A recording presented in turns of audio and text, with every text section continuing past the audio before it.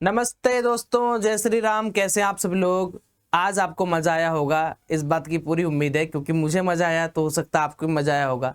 लेकिन ज़रूरी नहीं है कि आपने भी पैसा कमाया होगा। मैंने कमाया क्योंकि मैंने चालाकी किया। आपको चालाकी बताऊंगा, पूरे वीडियो में आप देखिएगा।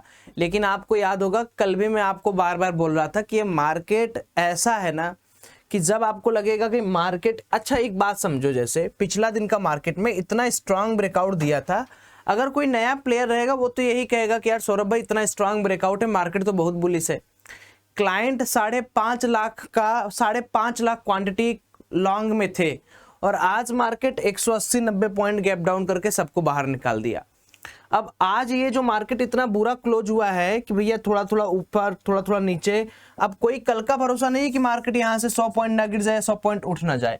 तो इस मार्केट को अगर आप एनालाइज कर रहे हैं, अगर आप 10 रुपए भी बना पा रहे हैं या अपने रिस्क रिवार्ड के हिसाब से आपको लॉस हो रहा है, तब भी आप अपने पीठ को थपथपा के अपने आप को शाबाशी दीजिए। दोस्तों, दूसरे के चक्कर में मत पड़िए कि सौरभ ने 7 लाख कमा लिया, उस बंदे ने 2 लाख कमा लिया।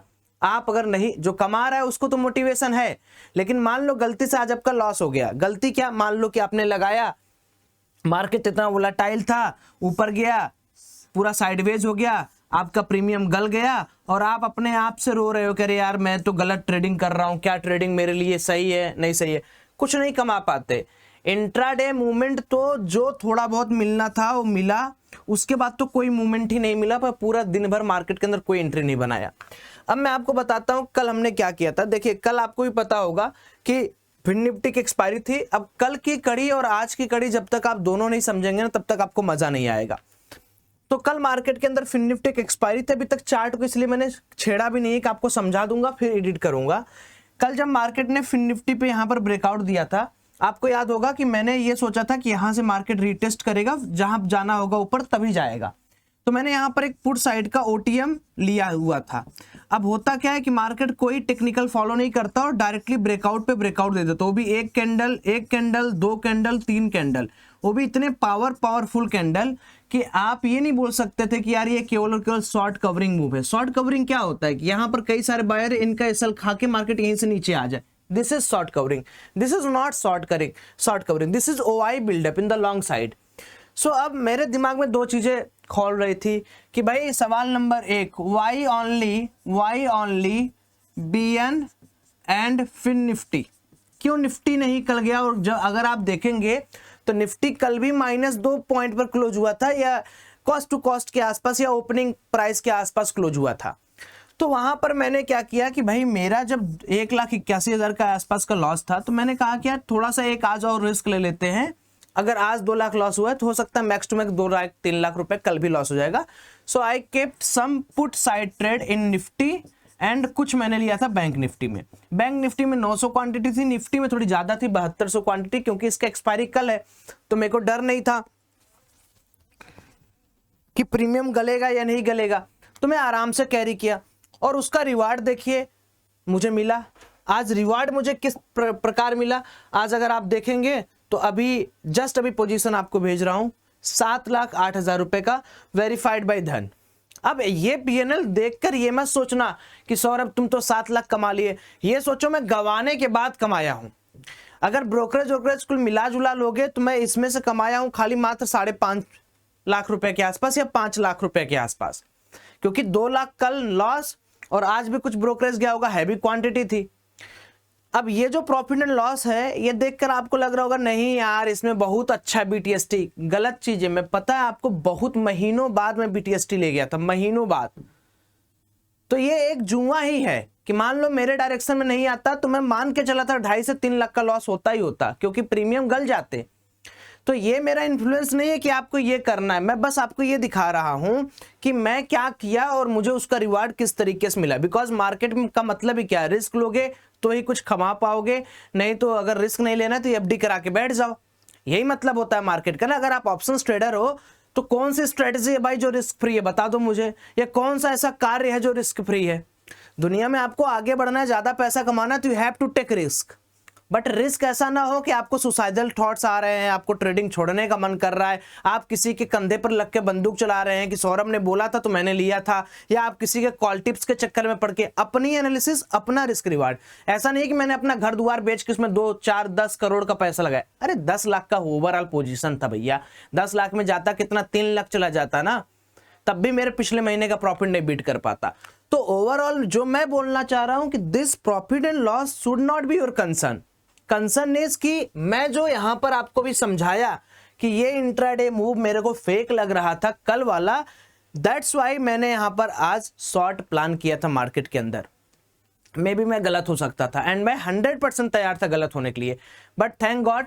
और ISM डेटा कल रात का आया हुआ था, उसकी वजह से भी मार्केट ने मुझे अच्छा रिवार्ड दिया। And this is the first part.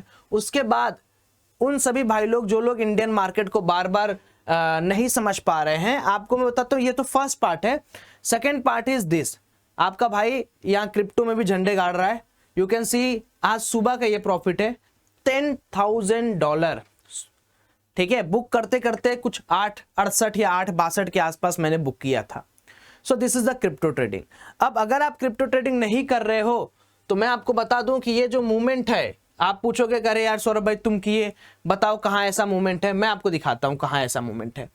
कल ISM का डेटा आ रहा था, उसके पहले ही मैं आपको एक बात बोला था, देख लो आप लोग को समझ में आ जाएगा। ISM डेटा आने वाला है 7 मिनट में। ये कल 7:30 बजे से 7 मिनट पहले जब डेटा आया तब की ये चैट आप देखो एडवांस ग्रुप में। आप लोग पूछोगे एडवांस ग्रुप कैसे ज्वाइन करेंगे, लिंक डिस्क्रिप्शन बॉक्स में है। क्रिप्टो ट्रेडिंग का आपको 1 रुपया भी नहीं देना है, लर्निंग ग्रुप फ्री ग्रुप है आप सब लोगों के लिए। क्या करना है, just you need to open a Delta India account, do first trade. बिना फर्स्ट ट्रेड किए मत आना, क्योंकि उससे हम जेन्युइन और ना जेन्युइन ना अंग्रेजी में होता है, उसमें हम लोग डिस्टिंग्विश कर लेते हैं। फर्स्ट ट्रेड करके टेलीग्राम की ID डिस्क्रिप्शन बॉक्स में मेंशन्ड है, उसी लिंक से करना, भेज देना, हम जोड़ देंगे आपको। ज्यादा आया तो गोल्ड सेल, कम आया तो BTC सेल। अब बहुत सारे लोग सोचेंगे कि अरे भैया इसका भी एनालिसिस देते जाओ, है ना, तो लो भैया इसका भी एनालिसिस सुन लीजिए। अब क्या है कि ISM क्या डेटा होता है कि अगर भाई कम आ रहा है, इसका मतलब इकोनॉमिक डिस्टरबेंस चल रहा है। इकोनॉमिक डिस्टरबेंस में अगर मार्केट के अंदर है तो जो डॉलर की वैल्यू है वो कम हो जाएगी। जब डॉलर की वैल्यू कम होगी तो मैंने आपको बोला था कि बिटकॉइन को जितना भी चिल्ला लो कि डिजिटल गोल्ड है, डिजिटल गोल्ड है, अभी भी लोग इसको एज ए इक्विटी ट्रीट कर रहे हैं। तो जब कम आई तो आएगा तो BTC सेल होगा, और जब कम आएगा, जब BTC सेल होगा तो गोल्ड का क्या लिखते हो, XAUUSD लिखते हो कि क्या लिखते हो, तो इसका मतलब गोल्ड बढ़ा USD से, USD डिप्रिशिएट तो गोल्ड अप्रिशिएट, गोल्ड का प्राइस बढ़ेगा। तो ये है डेटा ट्रेडिंग। और आया क्या डेटा, कम आया तो हमने सेल किया, और सबने सेल किया। पहले गोल्ड हमने बाई भी किया, उसके बाद हमने सबने यहां पर किया, एंड देखो we got a good profit, ठीक है। ये रात से ट्रेड मेरा होल्ड था, ऐसा नहीं कि एक दिन का है, ये कल रात का ट्रेड है। So this is the whole कि आज पूरा दिन भर क्या हुआ है, कैसे हुआ है। बट ओवरऑल अगर आप समरी पूछोगे, मैं आपको क्या कहना चाह रहा हूं कि प्रॉफिट एंड लॉस अलग बात है, उसको देखकर आप ये मत रोना कि मैं कमा रहा हूं तो आप भी कमा सकते हो। बट मैं कह रहा हूं कि अगर गवर्नमेंट ने लीगल किया है क्रिप्टो ट्रेडिंग तो अपना हाथ आजमा लो, अभी भी मौका है, जल्दी आओगे दुरुस्त आओगे। पता चला कल को अकाउंट ओपनिंग में जो मैं आपको प्रॉफिट दे पा रहा हूं 10% का, जो आपका ब्रोकरेज में छुड़ा पा रहा हूं वो ना करा पाऊं, या हो सकता है अकाउंट ओपनिंग चार्ज 2000-3000 लगने वाला हो, तो उसमें आपको दिक्कत होगा। तो अभी भी लिंक डिस्क्रिप्शन बॉक्स में है, इंडियन मार्केट का भी है, उसमें भी अगर ओपन करना चाहते हो कर लो, और अपना क्रिप्टो वाला भी। तो आज बहुत बात हो गया, अब कल के बारे में एनालिसिस कर देते हैं। थोड़ा गुड न्यूज आया हुआ है मार्केट के अंदर कि जो प्रोड्यूसर प्राइस है वो राइज हुआ है यूरोजोन एरिया पर। यूरोजोन एरिया के अंदर जो प्रोड्यूसर प्राइसेस है वो इंक्रीज हुए हैं, इसका मतलब थोड़ा प्रोडक्शन रेट बढ़ा हुआ है। लेकिन अब भाई हमारे पास कुछ और भी ऑब्स्टिकल्स हैं जिनको हमें देखना है। अगर मैं 3 स्टार के इंपैक्ट पर आपको दिखाता हूं तो आज कुछ ऐसी चीजें हैं जिनके ऊपर नजर बनानी। पहले तो ये सबसे खतरनाक वाली चीज देखिए, जॉब ओपनिंग डेटा। जैसे आप फेड का सितंबर में रेट कट करने का ऐलान आने वाला है, तो फेड क्या करती है, हर इंपॉर्टेंट डेटा को देखेगी। जैसे कल PMI, कल ISM डेटा देखा, मैन्युफैक्चरिंग डेटा कल आया था, आज ओपनिंग आएगा, फिर कल ISM सर्विस PMI डेटा आएगा, फिर 6 तारीख को नॉन फॉर्म पेरोल। ये जो डेटा है ना, ये दोनों डेटा तो भाई पूरे क्रिप्टो मार्केट, पूरे फॉरेक्स मार्केट को हिला के रख देता है। तो आज का दिन, कल का दिन और परसों का दिन, मतलब 6 सितंबर तक आपको मजा ही मजा आने वाला। 4 तारीख आज, कल और परसों।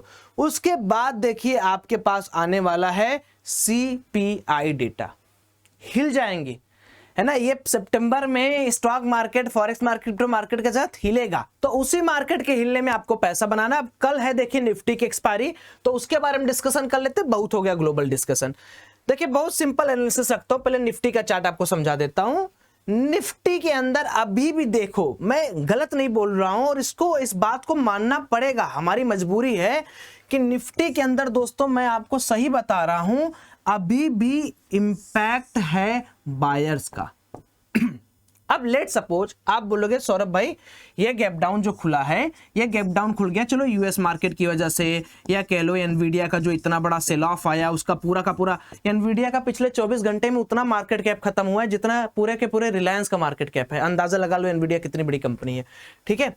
तो अभी मैं ऐसा बोलूं, अगर आपको लॉन्गर टाइम फ्रेम पे अभी भी निफ्टी चचा बुलिश है, बिल्कुल समझ लीजिए, यानी अपने इंट्राडे मूवमेंट के हिसाब से निफ्टी बुलिश है। Bank Nifty flat to negative है, लेकिन ये कब तक भीड़ चलेगा, कब कौन किससे लड़ जाए पता नहीं।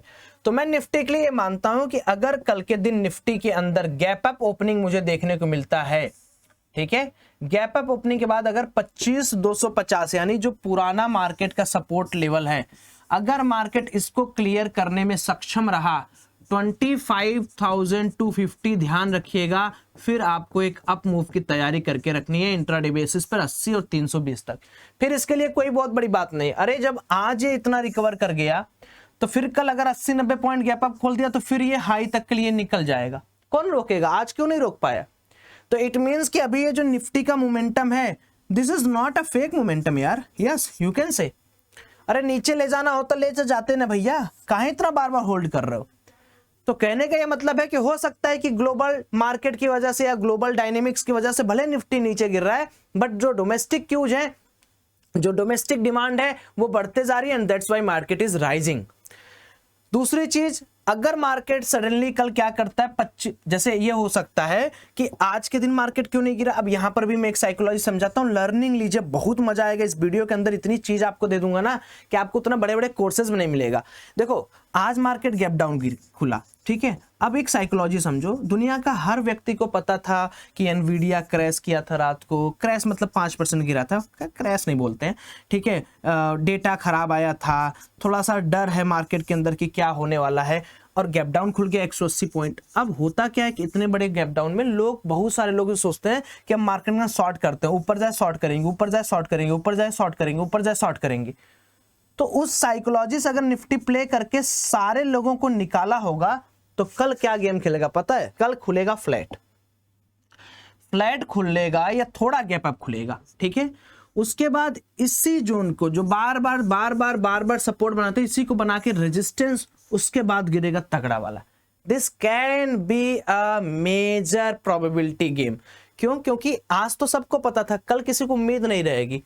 जैसे अभी हम लोग इस कॉन्टेक्स्ट के पहले क्या बात किए थे कि अगर मार्केट ऊपर जाएगा तो फिर ब्रेकआउट दे देगा, ये हम लोग नॉर्मल परिधि पे, नॉर्मल पैरामीटर पे बात किए। सेकंड पैरामीटर तो ये भी हो सकता है कि मार्केट फंसा ले, सबको दिखा दे कबे ओ देख 180 बाद भी मैं सरवाइव कर गया, 180 पॉइंट गिरने के बाद भी मैं सरवाइव कर गया, तो अगर मैं गैप अप खुलता हूं तो तू मुझे शॉर्ट क्यों करेगा? और जब लोग ये सोचेंगे मैं शॉर्ट नहीं करूंगा, हो सकता है तब गिर जाए। तो भाई दोनों केस याद रखना। तो इसीलिए मैंने बोला कि 25,250 का कंफर्मेशन के लिए वेट करना लॉन्ग साइड घुसने का, वरना मार्केट आपको कहीं का नहीं छोड़ेगा। सेकंड, अगर मान लो मार्केट गैप डाउन खुल गया और गैप डाउन केस में मार्केट 25,120 के नीचे, इस जोन से नीचे आता है, तो फिर हम लोग एक सेल साइड का प्लान करेंगे। तो कल घुसते ही काम करने की गलती नहीं किया जाएगा, क्योंकि कल का दिन बहुत डिसाइडिंग डे है। ऐसा नहीं कि डायरेक्टली हम लोग वहां घुसे और हम लोग वहां पर काम करना स्टार्ट कर दें। होप आपको ये वीडियो से कुछ ना कुछ नॉलेज मिला होगा, आपने कुछ ना कुछ समझा होगा। बैंक निफ्टी के बारे में ज़्यादा डिस्कशन करने को है नहीं। अगर बैंक निफ्टी के साथ निफ्टी कोलैब कर जाता है, यानी निफ्टी नीचे आता है, बैंक निफ्टी और तगड़ा नीचे आएगा, बस यही एनालिसिस है। बाकी हम लोग लाइव क्रिप्टो वाले में मिलेंगे, क्रिप्टो का लिंक डिस्क्रिप्शन बॉक्स में, जल्दी कर लीजिए दोस्तों, मैं ये कह रहा हूँ, ठीक है। कुछ दिनों बाद I will permanently close the admission in advance group. Thank you, Ram Ram, जय श्री राम, बाय।